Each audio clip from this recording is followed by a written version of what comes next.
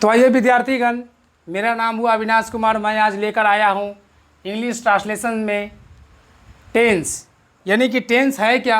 आज हम टेंस के बारे में बारी बारी से चर्चा करेंगे। सबसे पहले मैं सब जा रहा हूँ कि टेंस यानी काल,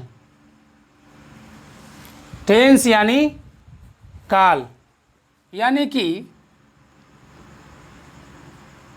परंपरागत व्याकरण।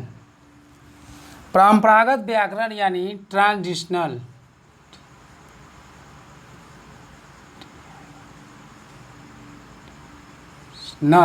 Grammar. Transitional grammar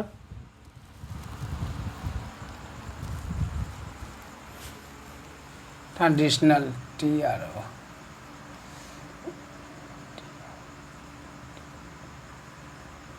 transitional grammar.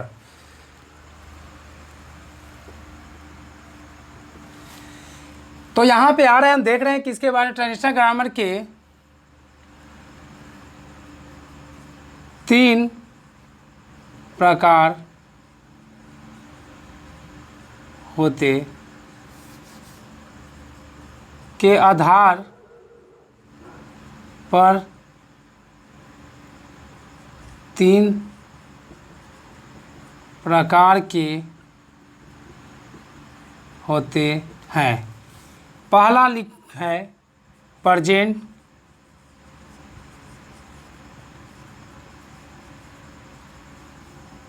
दूसरा है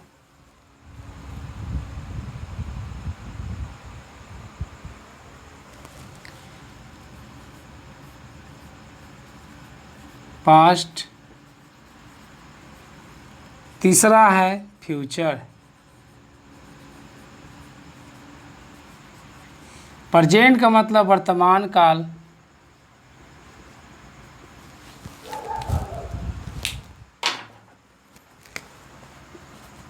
पास्ट का मतलब भूतकाल, और इसका मतलब भविष्यकाल।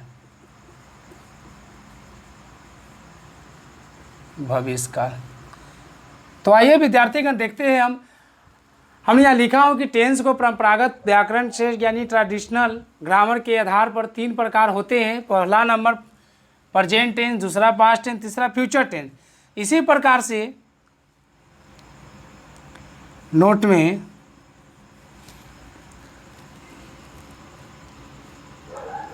कि टेंस के तीनों प्रकारों को 4 भागों में बांटा गया है। नोट में कि टेंस के तीनों प्रकार को 4 भागों में बांटा गया है। तो देखिए, हम पहला आ रहे हैं प्रेजेंट टेंस। प्रेजेंट टेंस के 4 प्रकार होते हैं।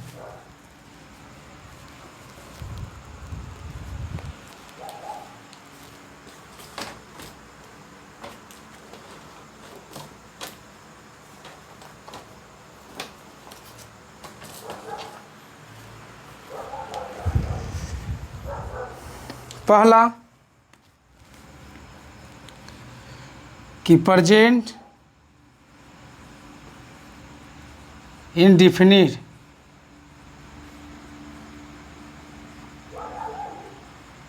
टेंस। पहला प्रेजेंट इंडेफिनिट टेंस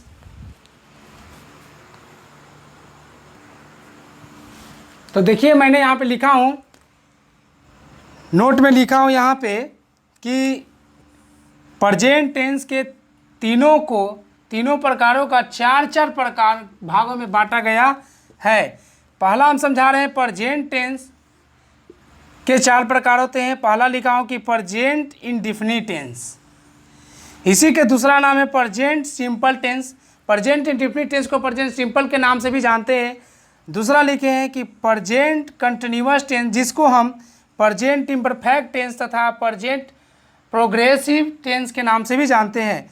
तीसरा में है कि प्रेजेंट परफेक्ट टेंस, और चौथा में लिखे हैं प्रेजेंट परफेक्ट कंटिन्यूअस टेंस। तो वृत्तिकार्थी घन, तो आइए हम देखते हैं कि इसके बाद हम बारी बारी से पढ़ते हैं कि प्रेजेंट इंडेफिनिट टेंस क्या है और प्रेजेंट इंडेफिनिट क्या क्या रूल्स होती है, क्या क्या लगाया जाता है, हम उसके बारे में आगे चलते हैं।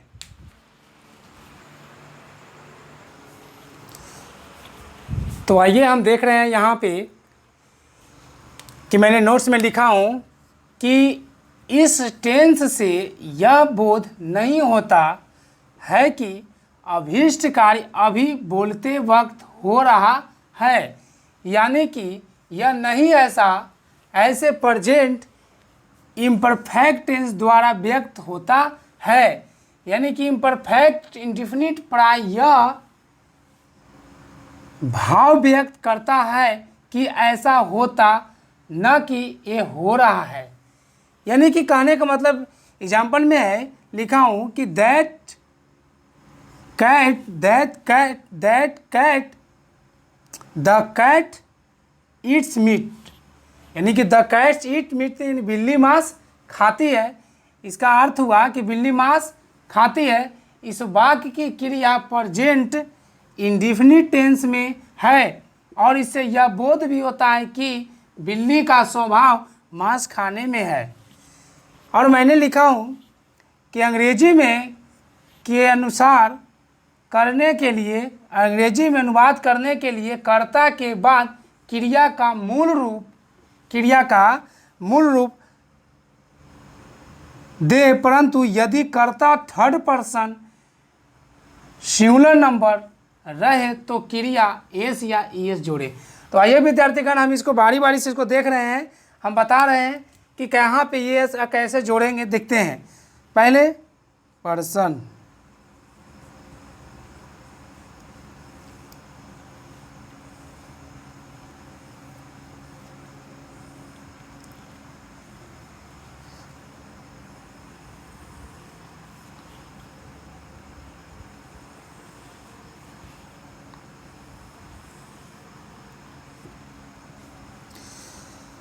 फर्स्ट पर्सन,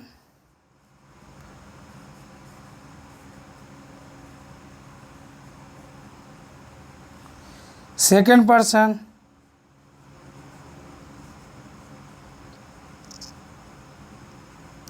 लास्ट है थर्ड पर्सन।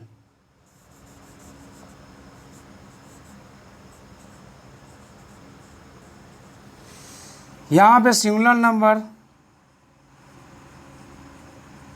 यहाँ प्लूरल नंबर, प्लूरल, यहाँ पे सिंगुलर, यहाँ पे प्लूरल हुआ। आइए बस इतना ही पर हम स्ट्रक्चर पर सब समझते हैं कि कैसे कहाँ पे क्या लगेगा, बस देखते जाना है हम लोग को।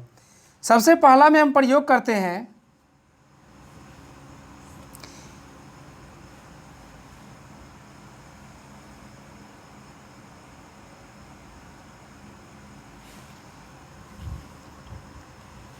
ही, सॉरी, सबसे पहला में प्रयोग करते हैं आई ईट, यानी मैं खाता हूँ।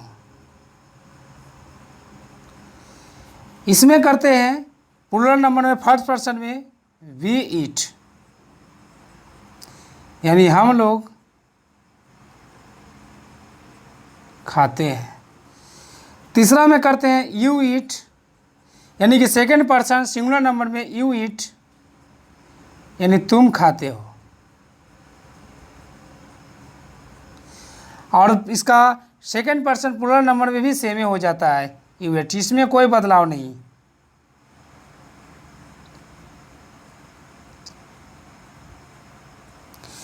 आइए अब थर्ड पर्सन सिंगुलर नंबर में होता है हमारा ही, सी, ईट और नेम, इसके साथ ईट। अभी मैंने लिखा हूँ यहाँ पे कि थर्ड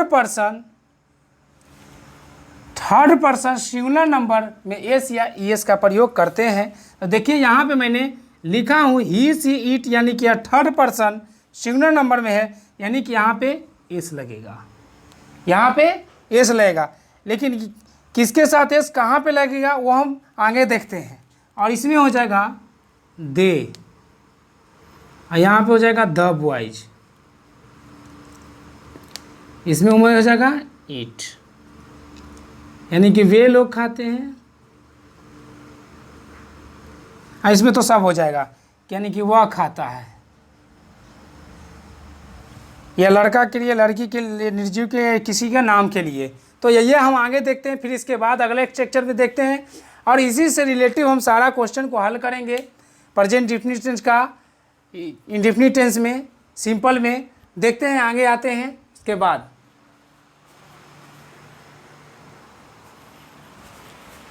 देखिए यहाँ पे हमने लिखा हूँ, उसके बाद निगेटिव सेंटेंस में आ गए हैं हम। अफर्मेटिव सेंटेंस तो पहले भी बता चुके, उसी स्ट्रक्चर में बनाए थे कॉलम में, कि वो सारा अफर्मेटिव सेंटेंस था। उसमें हमने सिर्फ लिखा था कि राम जाता है, राम गोज, क्योंकि वह थर्ड पर्सन सिंगुलर नंबर में आ जाता है, क्योंकि नेम है। तो उसी प्रकार से अब मैं निगेटिव सेंटेंस में आ गया हूँ।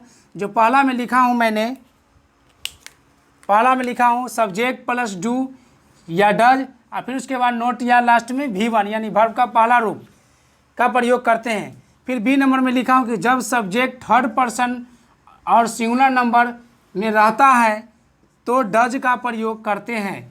थर्ड पर्सन सिंगुलर नंबर में रहता है तो डज का प्रयोग करते हैं, और सब्जेक्ट के साथ डू और अन्य सब्जेक्ट के साथ डू नोट का प्रयोग करते हैं। मेन वर्ब में एस या ईएस नहीं जुड़ता है। तो आइए विद्यार्थीगण, मैंने सी नंबर में लिख रहा हूँ कि डू नोट को डोंट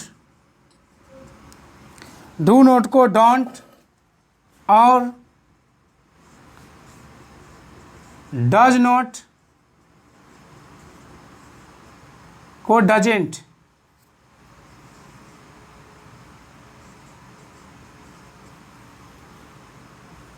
का भी प्रयोग करता हूँ। इसे ज़्यादातर स्पोकन इंग्लिश में प्रयोग करते हैं। हम डोंट या डू नोट का प्रयोग, डजेंट का प्रयोग हम ज़्यादातर इंग्लिश मतलब कि स्पोकन इंग्लिश में प्रयोग करते हैं। तो विद्यार्थी आइए हम इस पर एग्जाम्पल बनाते चल रहे हैं। देखिए सबसे पहले मैंने लिखा हूँ सब्जेक्ट या डू डज नोट, यानी लिखते हैं हम कि मैं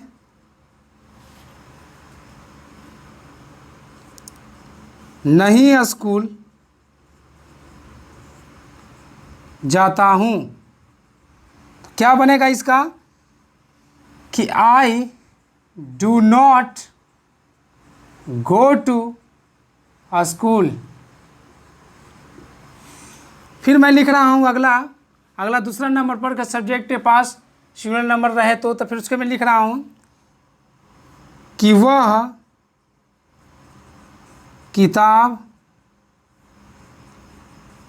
नहीं पढ़ती है।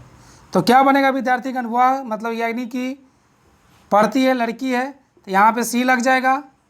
सी डज नॉट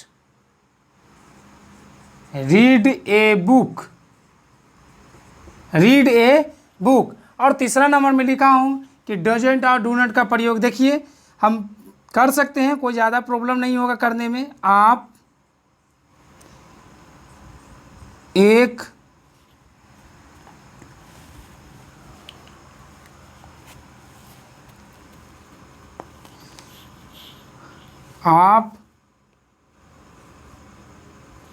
यहाँ पे लिख रहा हूँ कि आप क्रिकेट नहीं खेलते हैं। तो क्या बनेगा, you do not play A cricket, play A cricket. आप क्रिकेट नहीं खेलते हैं? Do you play cricket? तो ये हमारा हुआ निगेटिव सेंटेंस पर। आइए अब हम इसके बात करते हैं, इंट्रोगेटिव सेंटेंस के बात करते हैं कि क्या है।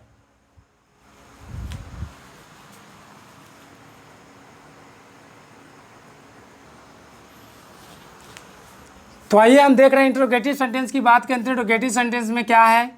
सबसे ए नंबर में हम लिख रहे हैं कि डू या डज प्लस V1, ये subject plus V1। B number में हो गया डू या does not plus subject plus V1। इसका मैं एक चीज़ और लिख रहा हूँ यहाँ पे कि डू का तो मैं पहले ही बता चुका हूँ कि डू नॉट का डोंट और डजेंट का डज नॉट का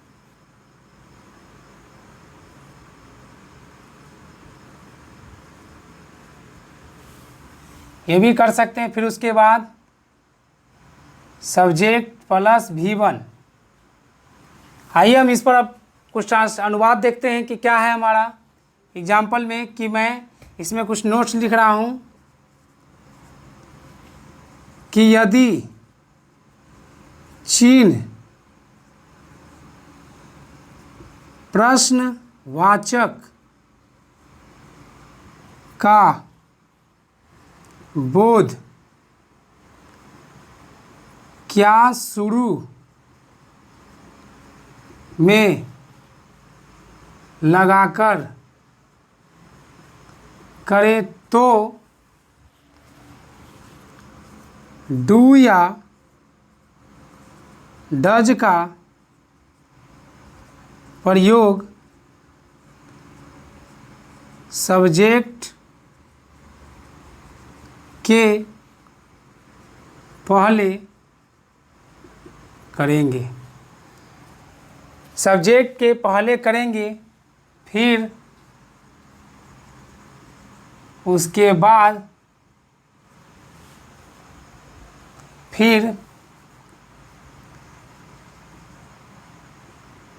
सब्जेक्ट के बाद नोट लगाएंगे। आइए एग्जाम्पल इस पर देख रहा हूँ, समझा रहा हूँ कैसे क्या है। यानी कि मैं लिखता हूँ पहला एग्जाम्पल में कि क्या तुम बाजार जाते हो। फिर मैं एग्जाम्पल लिख रहा हूँ क्या मेरा भाई आम खाता है। तीसरा में कि क्या वह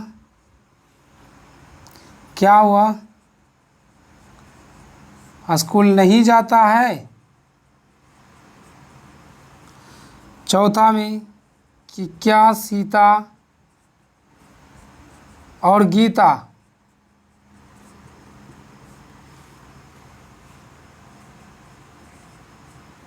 नहीं दौड़ती है। देखिए इस स्थिति में मैं इसका बना रहा हूँ कि क्या तुम बाजार। तो आइए देखिए विद्यार्थीगण, मैं यहाँ पे इंट्रोगेटिव सेंटेंस का पहला रूल्स में डू या डज का प्लस सब्जेक्ट प्लस V1, फिर बी में लिखा डू या डज नोट प्लस V1। फिर मैंने डू नोट को डोंट से या डज नोट को डजन, फिर उसके बाद सब्जेक्ट, फिर V1 का पहला रूप। मैंने नोट्स में ये भी लिख दिया हूँ कि यदि चिन्ह प्रश्नवाचक का बोध क्या शुरू में लगाकर करे तो डू या डज का प्रयोग सब्जेक्ट के पहले करेंगे, फिर सब्जेक्ट के बाद नोट लगाएंगे। मैंने एग्जाम्पल भी लिखा हूँ कि क्या तुम बाजार जाते हो तो do you go to market. फिर उसके बाद क्या मेरा भाई आम खाता है तो do you my brother eat a mango. फिर उसके बाद क्या वह स्कूल जाता है तो लिखा हूँ does he not go to a school. फिर उसके बाद क्या सीता और गीता दौड़ती है, डर सीता एंड गीता, रन। तो विद्यार्थीगण हम इंडेफिनिट टेंस का ये जो रूल्स होता है जो मैंने बता दिया हूँ, आप लोग को कोई इंडेफिनिट टेंस में अगर किसी प्रकार का कोई ट्रांसलेशन बनाना हो तो हमें नहीं लगता कि समझने के बावजूद भी आपको कोई दिक्कतें आएगी। तो इसे नोट कर जाए। फिर हम अगला वीडियो देखते हैं अगले क्लास के दिन।